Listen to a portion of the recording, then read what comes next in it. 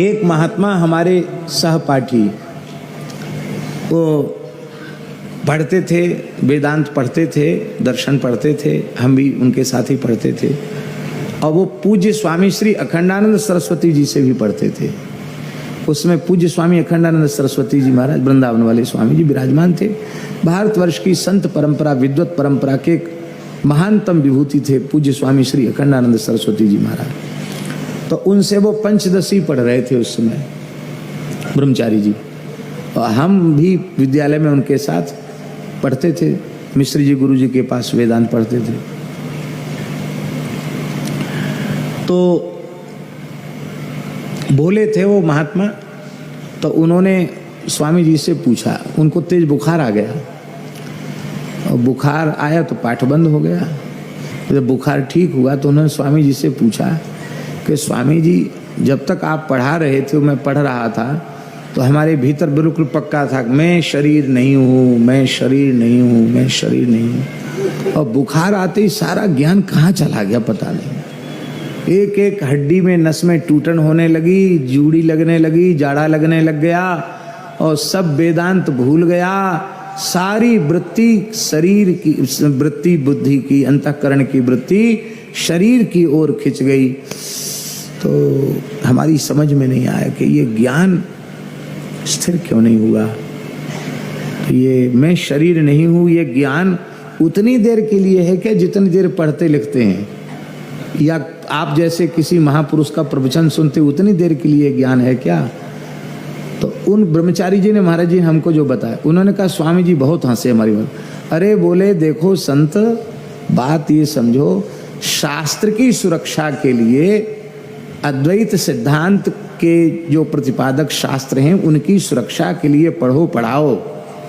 ज्ञान तो भगवान के अनुग्रह से होगा, इसलिए खूब शास्त्र की रक्षा के लिए पढ़ो पढ़ाओ। पर भैया स्वामी जी, ब्रह्मचारी जी, कल्याण तो राम राम करने से होगा, ये श्री अखंडानंद जी ने कहा। तब वो बोले कि जब राम राम करने से ही कल्याण होगा तो हम पढ़ना लिखना छोड़ के राम राम ही क्यों ना करने लग जाए। बोले नहीं नहीं, ऐसे नहीं, भागो मत, पढ़ो भी, राम राम भी करो। इस समय तो वे महापुरुष महाराज जी अनन्य भाव से केवल भजन में लगे हुए। तो कहने का आशय ये है, सबका सार अंत में भगवान का नाम ही है। बड़े बड़े शास्त्रज्ञ, महापंडित, विद्वान, शास्त्रार्थ महारथी यदि भगवान के नाम से जुड़े नहीं तो उनका किया कराया सब व्यर्थ हो गया।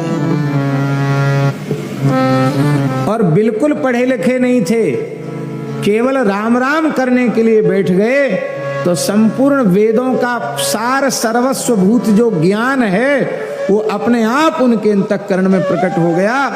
संतों की, भक्ति काल के संतों की वाणियां आप देखिए, वाणियां महाराज जी साक्षात ब्रह्मसूत्र, उपनिषद, गीता में जो कुछ है वो सब का सब उसमें लोक भाषा में, सरल भाषा में सब कुछ महापुरुषों ने कह दिया।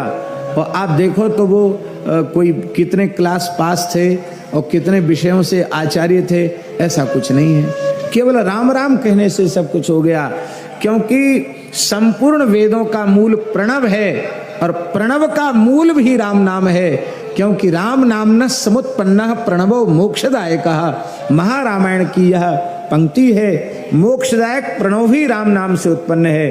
तो राम नाम का दिव्य प्रकाश जिसके भीतर हो जाएगा, संपूर्ण शास्त्रों का, संपूर्ण विद्याओं का प्रकाश उसके अंतःकरण में स्वतः ही हो जाएगा।